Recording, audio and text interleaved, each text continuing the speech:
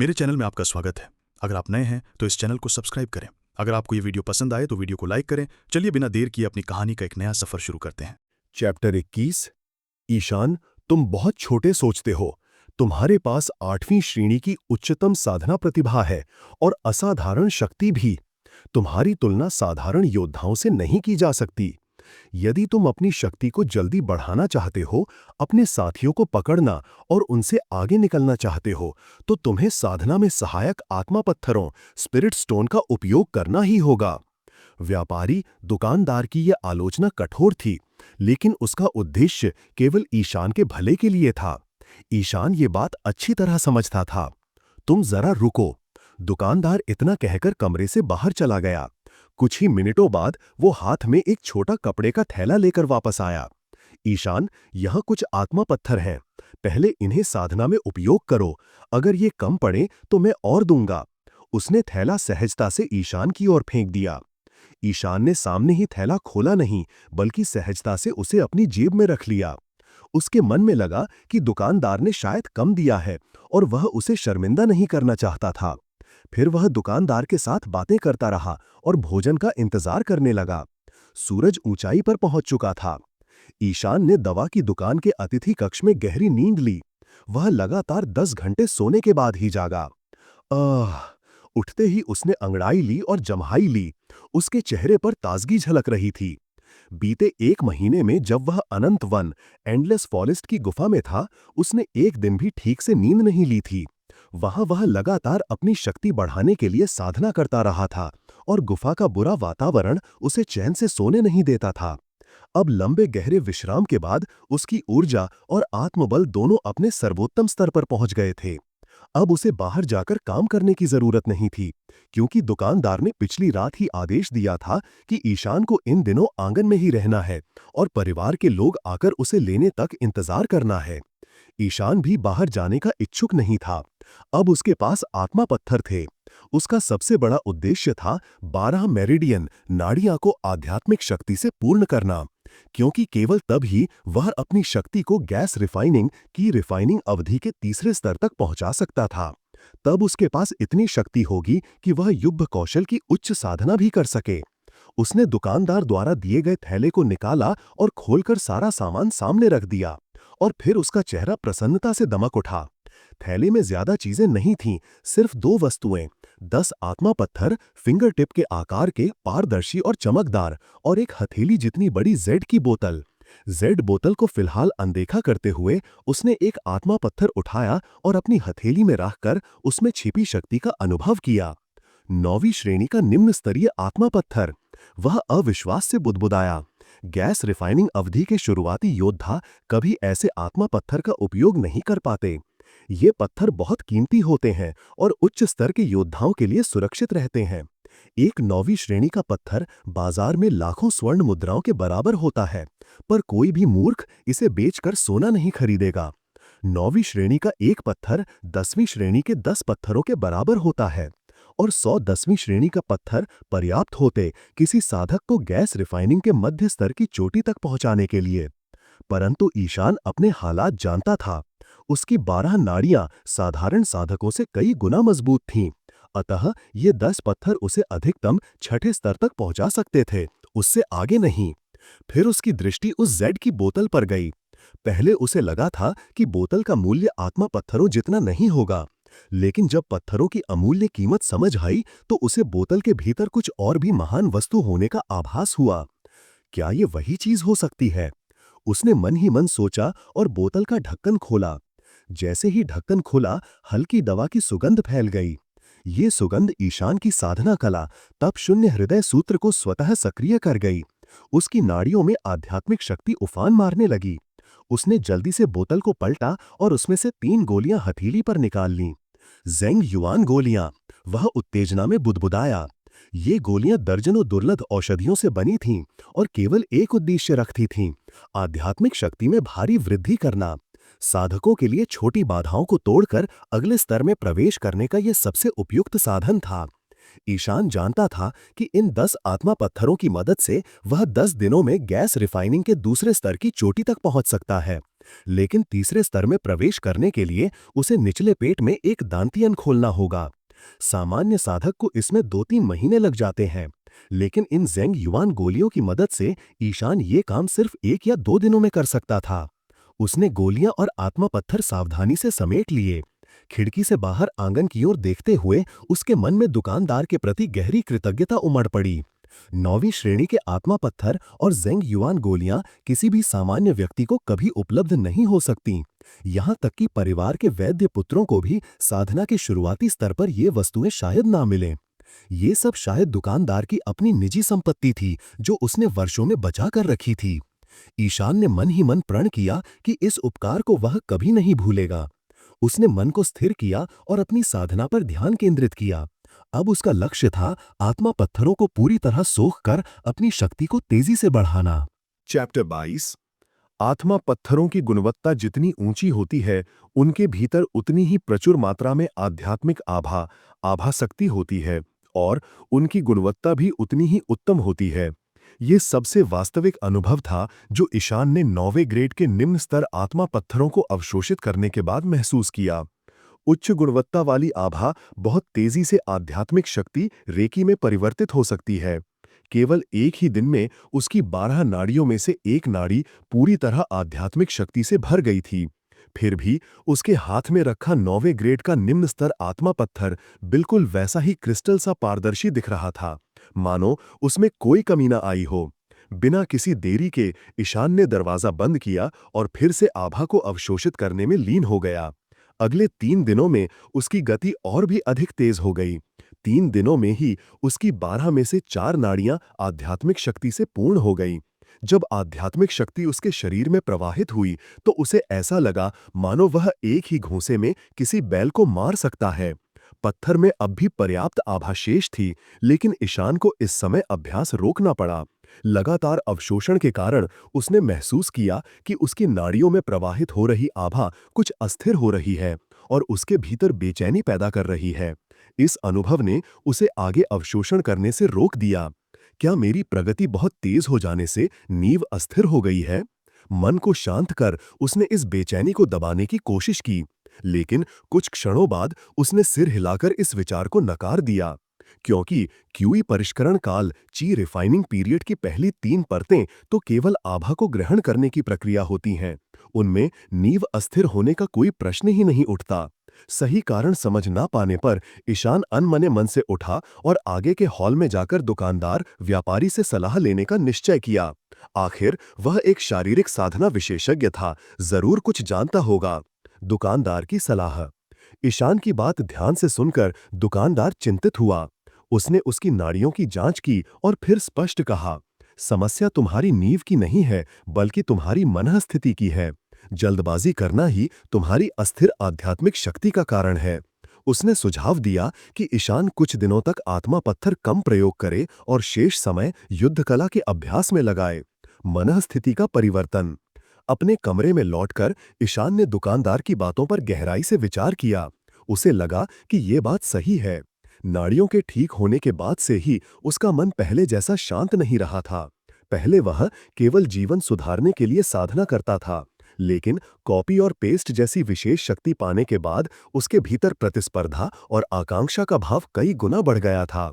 वह अब केवल जीने भर के लिए नहीं, बल्कि अन्यों से आगे निकलने और सबके सामने अपनी शक्ति साबित करने की इच्छा से भर गया था।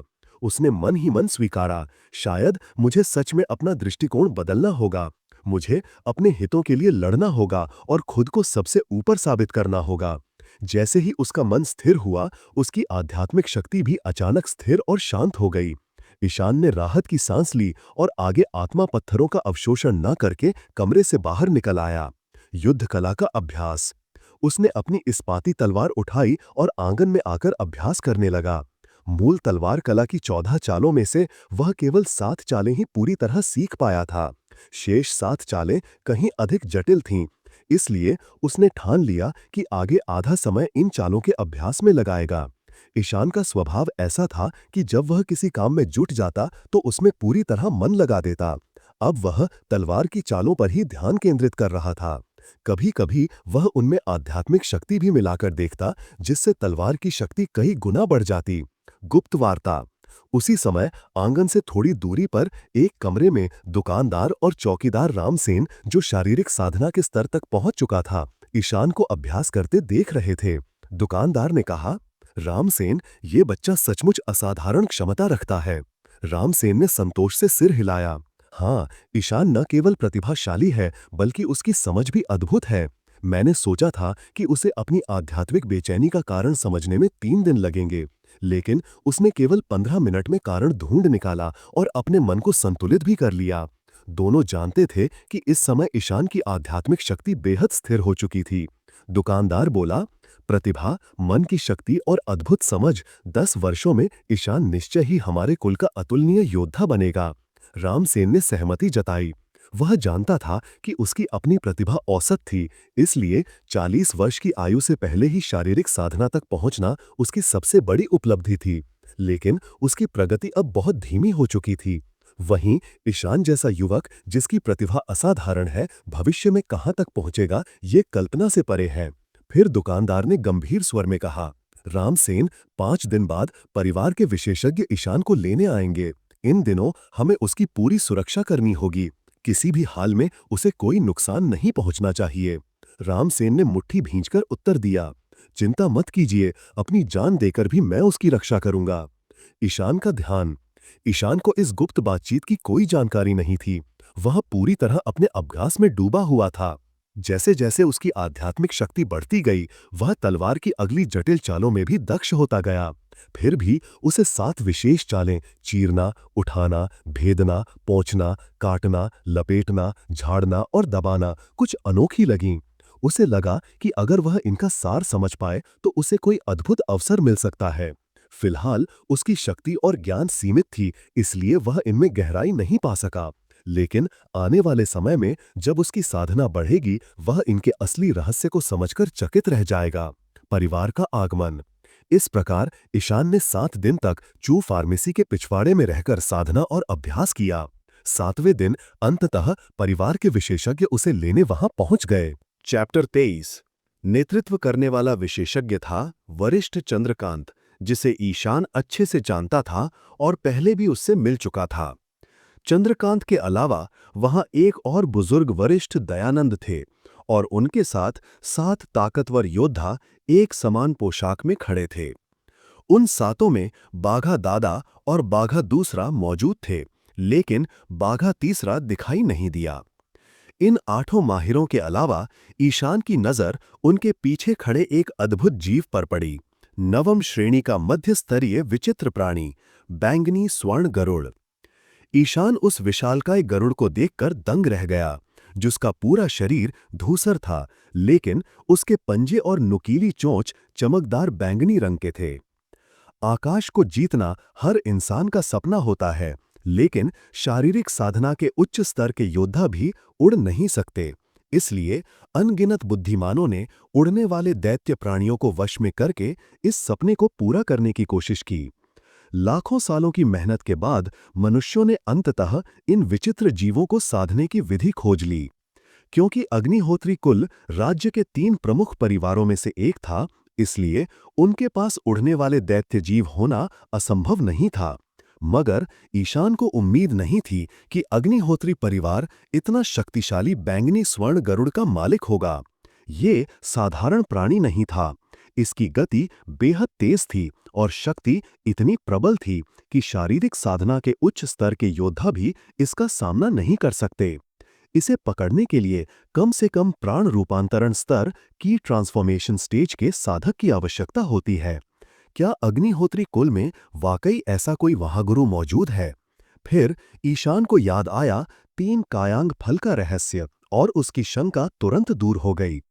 8 बुजुर्गों और पूर्वजों को देखकर ईशान ने झटपट अपने वस्त्र ठीक किए और आगे बढ़कर सम्मानपूर्वक प्रणाम किया। अरे पुत्र, इतना आदर क्यों? इसकी आवश्यकता नहीं है। वरिष्ठ चंद्रकांत ने हाथ बढ़ाकर उसे रोकते हुए कहा। अब ईशान पहले जैसा नहीं था। भले ही वह अभी सिर्फ प्राण शुद्धिकरण के दूसरे स्तर पर था, लेकिन उसकी उच्च श्रेणी की प्रतिभा और अद्भुत गति से साधना उसे जल्द ही बुजुर्गों की बराबरी पर ला खड़ा करेगी। वरिष्ठ चंद्रकांत ने कहा, ईशान, मुझे खेद है, मुझे उम्मीद नहीं थी कि बाघा तीसरा अपनी जान बचाने के लिए तुम्हें अकेला छोड़ देगा। वरिष्ठ के शब्द सुनकर ईशान झटपट बोला, आठवें बुजुर्ग, आप बहुत विनम्र हैं। मुझे बाघा तीसरे से कोई शिकायत नहीं है। अगर उस समय वह मेरे साथ भागने की कोशिश करता तो शायद हम दोनों ही मारे जाते। अलग अलग भागने में ही जीवन की संभावना थी।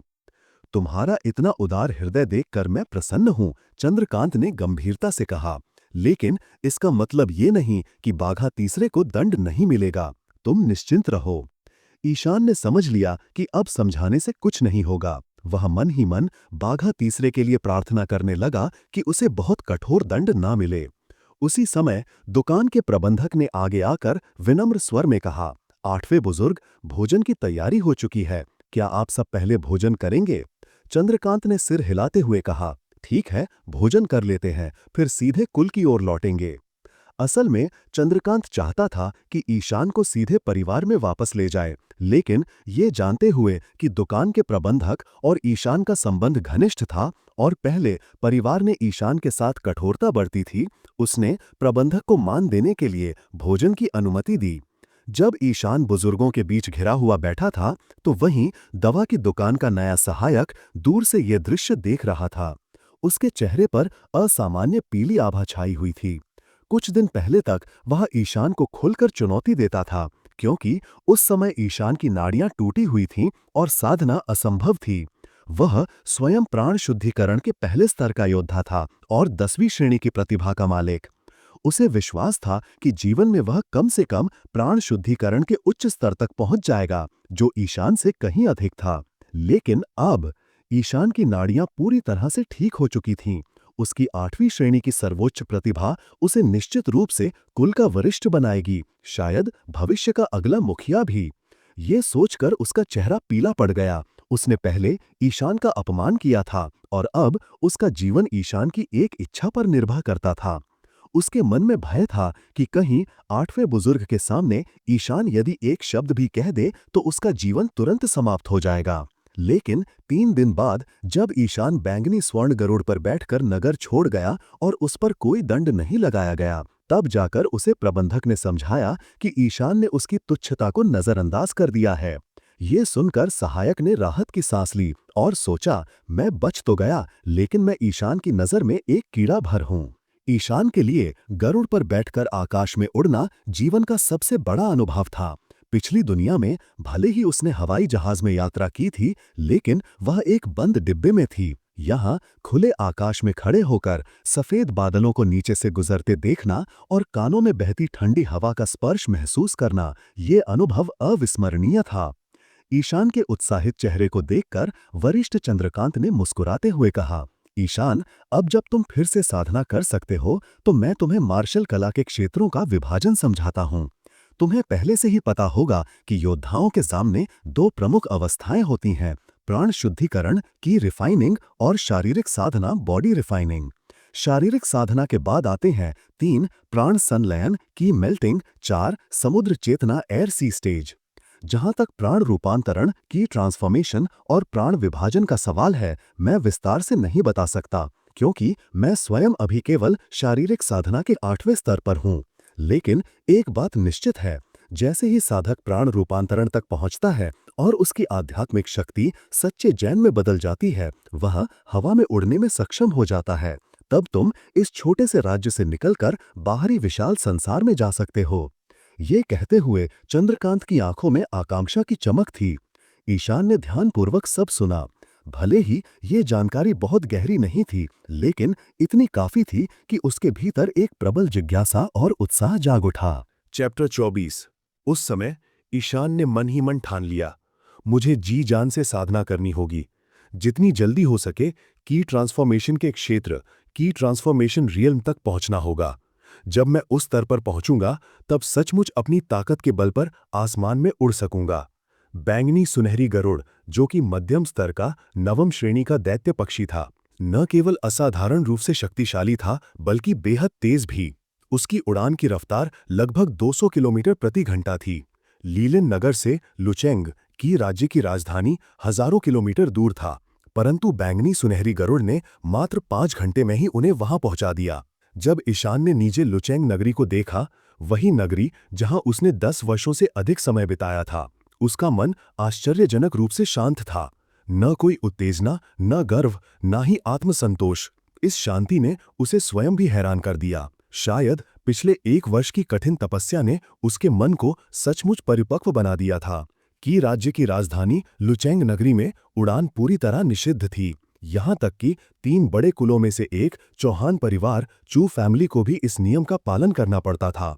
इसीलिए शहर के द्वार से कुछ किलोमीटर पहले चौहान फान ने बैंगनी सुनहरी गरुड़ को उतार दिया। चौहान परिवार के सेवक जो पहले से वहां प्रतीक्षा कर रहे थे, तुरंत आगे बढ़े। पहले उन्होंने चौहान फान को प्रणाम किया और फिर एक स्वर में झुककर बोले, युवराज ईशान को वंदन। दरअसल चौहान फान पहले ही रात्रि भोज पर यह आदेश दे चुके थे कि अब ईशान को परिवार के वैध पुत्रों में सर्वोच्च सम्मान दिया जाए।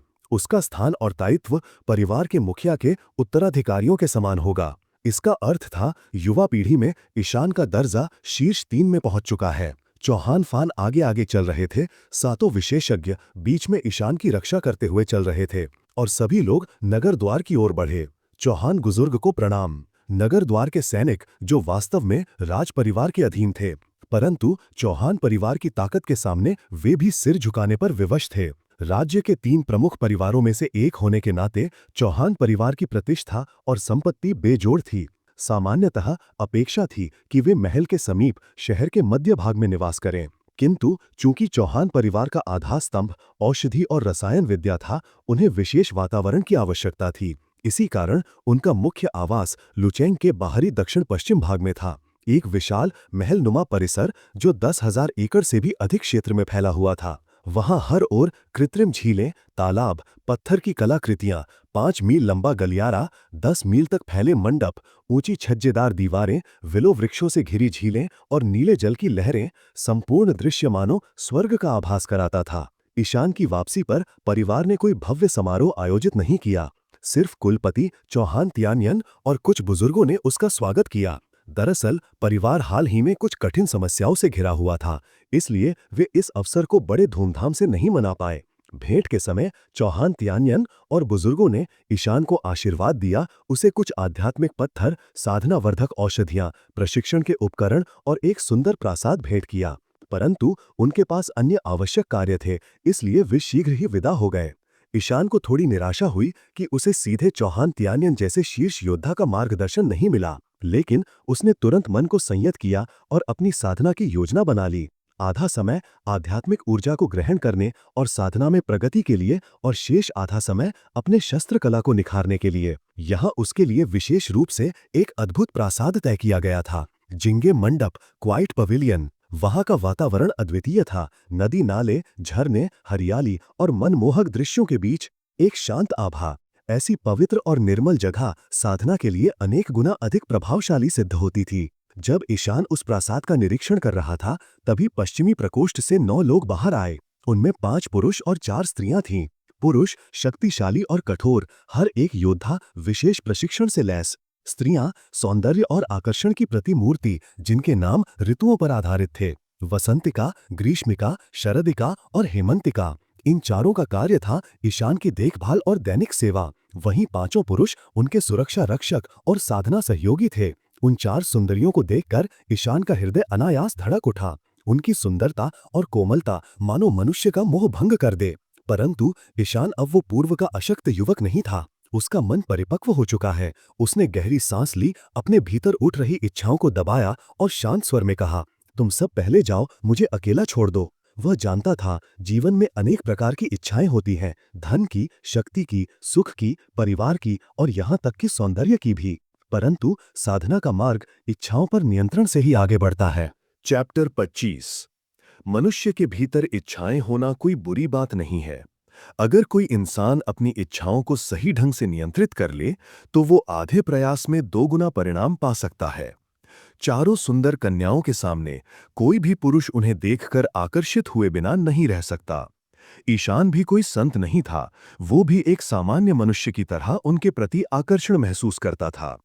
परंतु वर्षों तक अनेक ग्रंथ पढ़ने और साधना करने के बाद वो जान चुका था कि शरीर में जन्म के समय एक विशेष प्रकार की लॉन्ग यांग ऊर्जा मौजूद होती है। ये ऊर्जा साधना और कुछ विशेष युद्धक कलाओं में अद्भुत लाभ देती है। ईशान अभी तैक्ष्वन सूत्र का अभ्यास कर रहा था। इस सूत्र में स्त्री पुरुष के प्रेम पर कोई विशेष प्रतिबंध नहीं था, लेकिन उसका लक्ष्य बहुत ऊंचा था। वो इस अनंत महाद्वीप पर अमरत्व की ओर बढ़ना चाहता था। ऐसा योद्धा बनना चाहता था जो जीवन और मृत्यु पर नियंत्रण रखे। अगर वह इस समय स्त्री सुख में उलझ गया तो ये उसकी साधना के मार्ग में बाधा बन सकती थी। उसने मन ही मन निर्णय किया, मुझे इन स्त्रियों को बदलवाना होगा। ये तो सब अनुपम सुंदरी हैं। बेहतर होगा कि मैं प्रबंधक से कहूं और इनकी जगह साधारण स्त्रियों को लाऊं। फिर उसने 5 अंगरक्षकों को आदेश दिया कि वे बारी-बारी से पहरे पर रहें और घोषणा कर दी कि वह अब एकांत साधना सेक्लूजन में प्रवेश करेगा। जिंगिया महल चौहान परिवार का सर्वोत्तम आंगन था। यहाँ सभी सुविधाएं उपलब्ध थीं। मुख्य और सहायक शयन कक्ष, विशाल अतिथि कक्ष, भोजनालय, साधना कक्ष और युद्धाभ्यास का प्रांगण। साधना कक्ष बहुत बड़ा नहीं था, केवल 10 वर्ग मीटर के करीब। पर जैसे ही ईशान उसमें दाखिल हुआ, उसने एक अजीब अनुभूति की। वहां की आभा, ऑरा, प्राण ऊर्जा बाहर की तुलना में 10 गुना अधिक प्रबल थी। साधना के लिए ये स्थान अत्यंत उपयुक्त था। इस वातावरण में उसका आध्यात्मिक शक्ति शोषण अब्जॉर्प्शन सामान्य से कई गुना तेज हो गया। पहले जहां एक दिन में केवल 1 मेरिडियन में ऊर्जा भरी जा सकती थी, अब वही कार्य वह मात्र आधे दिन में पूरा कर रहा था। लीलावती नगर में 8 दिन के साधना विश्राम के दौरान उसने आधा समय शस्त्राभ्यास, खड्ग विद्या और आधा समय प्राण ऊर्जा खींचने में लगाया था। इस दौरान 8 मेरिडियन पूरी तरह से प्राण ऊर्जा से भर चुके थे। अब उसका लक्ष्य शेष 4 मेरिडियन को भरकर 12 मेरिडियन को पूर्ण करना था। ईशान ने ठान लिया, 2 दिन में 12 मेरिडियन भर दूंगा। उसके बाद 10वें स्तर की जैन की औषधि लूंगा और शीघ्र ही की शोधन अवस्था की तीसरी परत पर प्रवेश करूंगा। केवल तीसरी परत तक पहुंचने पर ही वह पर्याप्त शक्ति के साथ अपने शस्त्र कौशल का प्रयोग कर पाएगा। इसी बीच जिंगिया महल से कुछ ही दूरी पर बने एक आंगन में एक और घटना घट रही थी। लगभग 17-18 वर्ष का एक युवक, आकर्षक व्यक्तित्व और तीखी नजरों वाला, अपने सेवक की रिपोर्ट सुन रहा था। उसका चेहरा धीरे धीरे गुस्से से भरता जा रहा था। वह युवक और कोई नहीं बल्कि विक्रम चौहान था, महेंद्र चौहान का इकलौता बेटा और चौहान परिवार की नई पीढ़ी का अगवा। विक्रम का स्वभाव बिल्कुल उसके नाम जैसा ही था, दबंग और हठीला। उसे जो भी चीज पसंद आ जाती वह उसे हर हाल में पाना चाहता। अगर कोई विरोध करता तो वह उसका जीवन नर्क बना देता। उसकी प्रतिभा भी अद्वितीय थी। उसकी मां स्वयं शारीरिक साधना की माहिर थीं और उसके पिता परिवार के मुखिया। इसी कारण उसकी साधना की क्षमता मध्यम 8 श्रेणी की थी। महज 18 वर्ष की उम्र में ही वह की शोधन अवस्था की 7वीं परत पर पहुंच चुका था। 1 वर्ष पहले तक लोग उसे ही चौहान परिवार का भावी उत्तराधिकारी मानते थे, लेकिन तभी अचानक ईशान का उदय हुआ। परिवार की प्रतिभा परीक्षा में ईशान को उच्चतम 8 श्रेणी की प्रतिभा वाला पाया गया, जो विक्रम से भी ऊपर था। लोगों ने मान लिया था कि ईशान ही भविष्य का वारिस बनेगा, लेकिन ये स्थिति केवल 3 दिन तक रही। उसके बाद जब ईशान की नसें क्षतिग्रस्त हो गईं और वह साधना योग्य न रहा, तो परिवार के लोग वापस विक्रम की ओर झुक गए। उस समय विक्रम का सेवक बोला, युवराज विक्रम, मैंने पूरी जानकारी जुटा ली है। वह जिंगिया महल जिस पर आपका अधिकार होने वाला था, अब ईशान ने कब्जा कर लिया है और वहीं रहने लगा है। विक्रम की भौहें तन गईं। उसने कड़वे स्वर में कहा, ईशान, वही तथाकथित विलक्षण प्रतिभा वाला? 1 साल पहले तक तो परिवार का चमकता सितारा था और फिर अचानक कचरा बन गया। लेकिन अब वो वापस कैसे आ गया? दरअसल विक्रम लंबे समय से जिंगिया महल पर नजर गड़ाए बैठा था। यह चौहान परिवार का सबसे सुंदर और साधना के लिए सर्वोत्तम निवास था। उसके पिता महेंद्र चौहान ने उसे वचन दिया था कि जब वह की शोधन की 7वीं परत तक पहुंचेगा, तब ये महल उसे पुरस्कार स्वरूप मिलेगा। इसी लालच में उसने 2 साल तक कड़ी साधना की और अंततः 7वीं परत तक पहुंच गया। अब जब वह अपने इनाम की प्रतीक्षा कर रहा था, उसे पता चला कि ये महल ईशान को दे दिया गया है। ये समाचार सुनते ही विक्रम का क्रोध उफान मारने लगा। Thank you for watching this video. Please like, comment, and subscribe for more videos.